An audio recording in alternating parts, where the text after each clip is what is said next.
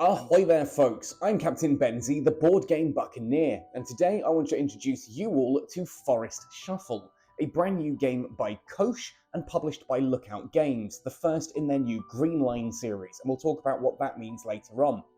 In this game, players are going to be collecting sets and building a tableau to fill a flourishing forest with wonderful wildlife and beautiful trees. Being a Green Line game means that this box is completely environmentally friendly. There is not a single ounce of plastic in this. The cards come wrapped in paper. They're all this decomposable stock that means if you were just to throw it in the back garden, it would just decompose into soil. It is a wonderful little extra in a box that is all about nature and looking at the environment. I love that board games are starting to do this now. I hate the fact that so many board games are full of so many fiddly bits of plastic and shrink-wrapped cards that just ends up in a landfill somewhere. This feels really good. It feels good to buy, but how does it feel to play? In Forest Shuffle, players are trying to build a tableau of a forest filled with wildlife, and each player is going to be doing this independently. Each turn, you will play cards from your hand, like trees or wildlife, to the table in front of you, paying its cost, shown in the top left, by discarding a number of cards into this central clearing. If you don't wish to play a card in your turn, you can instead draw 2 cards, either from the top of the deck or back out from the clearing. This immediately means there's a little bit of decision making going on here, which cards do you discard, simply because your opponents are then going to be able to draw those cards back into their hand. And if you've spotted that someone is collecting a particular type of animal, you may not want to discard it just before their turn. Now you're going to want to put trees down first, because without a forest there can be no wildlife. But in later turns, you may be looking to add wildlife underneath these trees, or on top of them, or to the sides of them. And you see, that's because in Forest Shuffle, all of the non-tree cards are split down the middle, some of them horizontally and some of them vertically. This means that some cards are going to go on the top of your trees, some are going to go at the bottom of the trees, and some will slot under the side, leaving just the visible animal there. At the end of the game, players will look at their tableau of creatures in the forest and score points based on basically everything. Trees themselves will have their own victory scoring conditions. Some of them may be flat out points. Some of them score if you've got all of the trees in your forest. Some of them score if you have more than anyone else. Some may score if you've got multiples of the same tree. The animals often do similar. Some of them will score points simply based on that creature itself.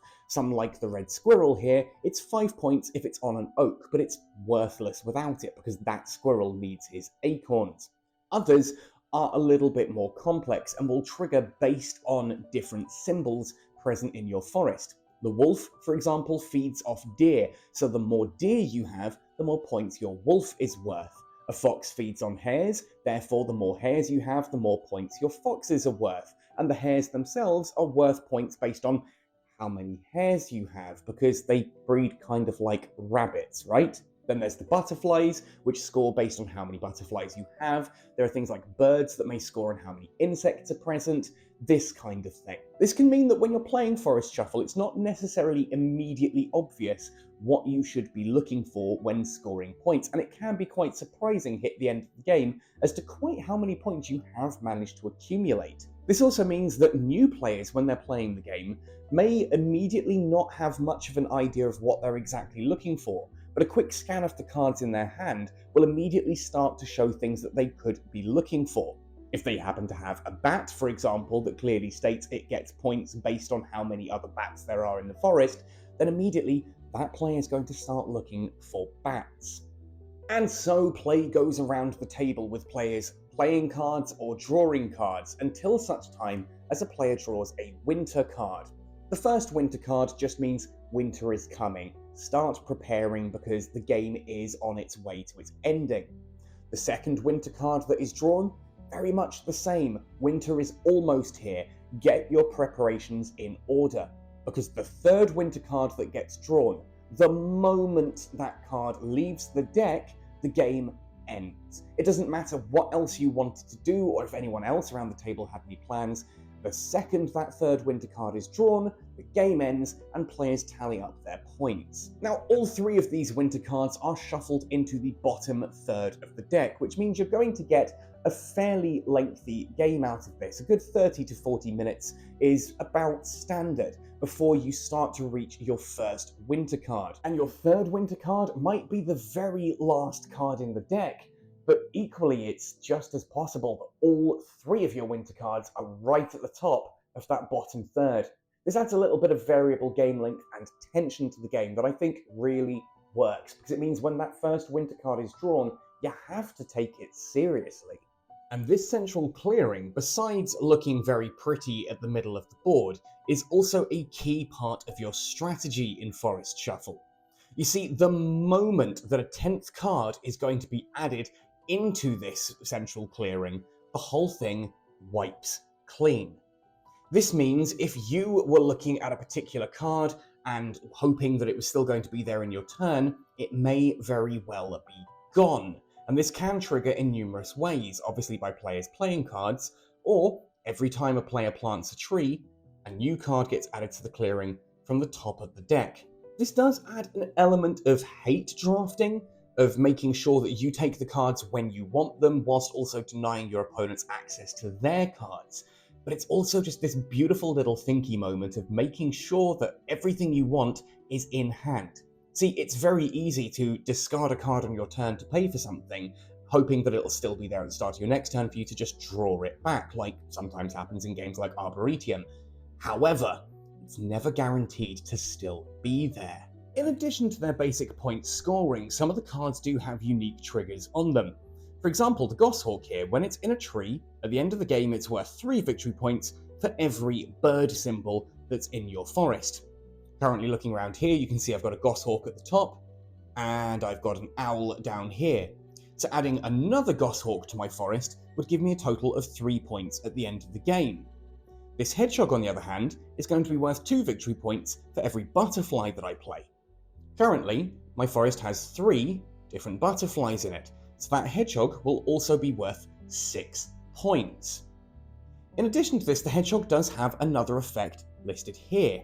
Now, if at any time you pay the hedgehog's cost using only matching symbols, like for example here with this horse chestnut, then I'll get that additional effect down here. On the hedgehog, that's the ability to immediately draw another card. With some of the other ones here, this roe deer, again, it's draw a card.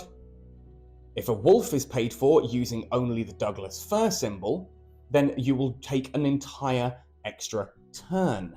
This allows for some really nice additional plays. It's sometimes a case of, oh, I just really want to get this card down and therefore I need to use what's in my hand.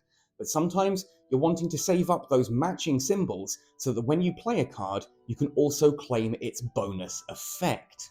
And look, before we go any further, there is one massive point of controversy I need to address at this point in the video.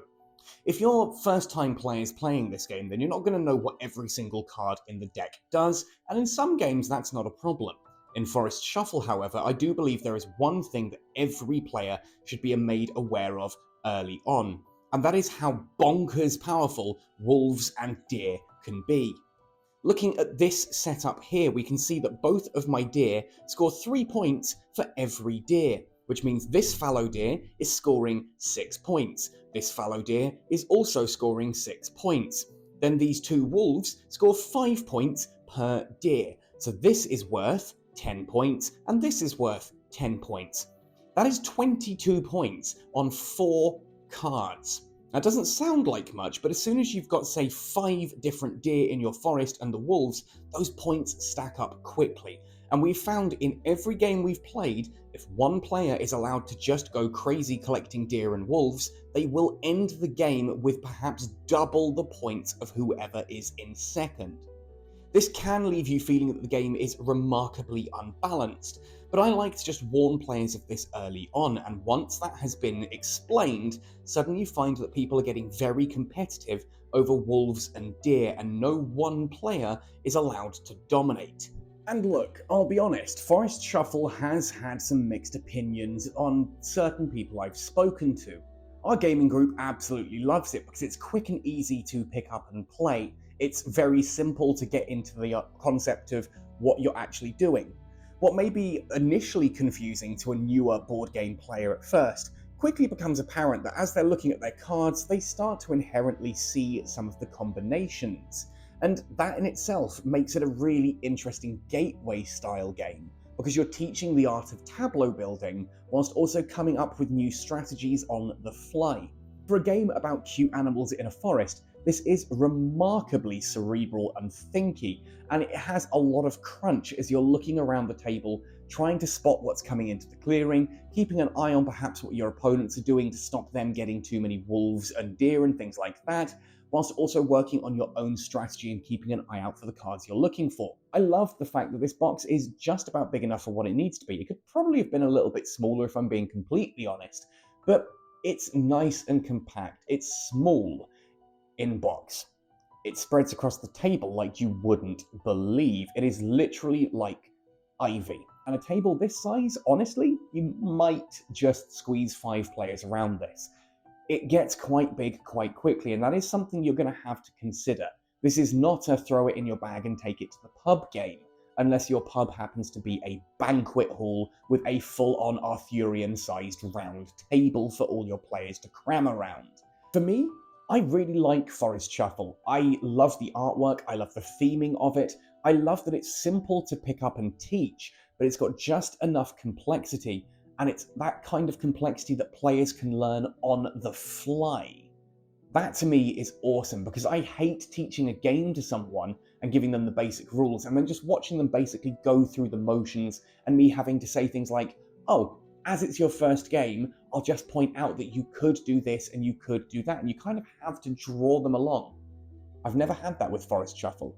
I've taught my family how to play this game, and on understanding the basic rules, you watch in their head as there's that moment if they go, oh, this card works with this card, and suddenly those points are racking up all across the table. And whilst the first game I played, because I didn't know about the wolf and deer situation, yeah, I finished on about 280 points, with my stepdad and my mum finishing on about 120 points each.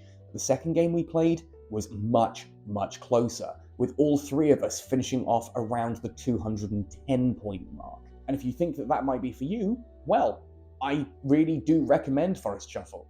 I think it's a great thinky game that is engaging enough to get it onto a table quickly and keep you coming back for more. Now, if you do decide that this sounds like your kind of thing and grab yourself a copy, let me know. Drop a comment down below about what you enjoy about this game, or maybe you had slightly different experiences. What do you think? Let me know in the comment section down below. Hit like on the video if you enjoyed it, consider subscribing for more content like this, and if you do want to support this channel, you can head across to my Patreon page or my PayPal tip jar and drop a small donation to help me out. Thanks very much, folks.